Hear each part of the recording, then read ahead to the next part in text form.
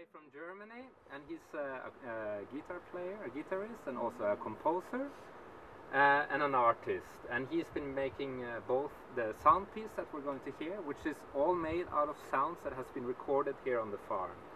And he normally works in the way that he distorts the sounds and he like replays them or works with them in abstract ways, so to say. So he's going to play a 9-minute long piece for you tonight.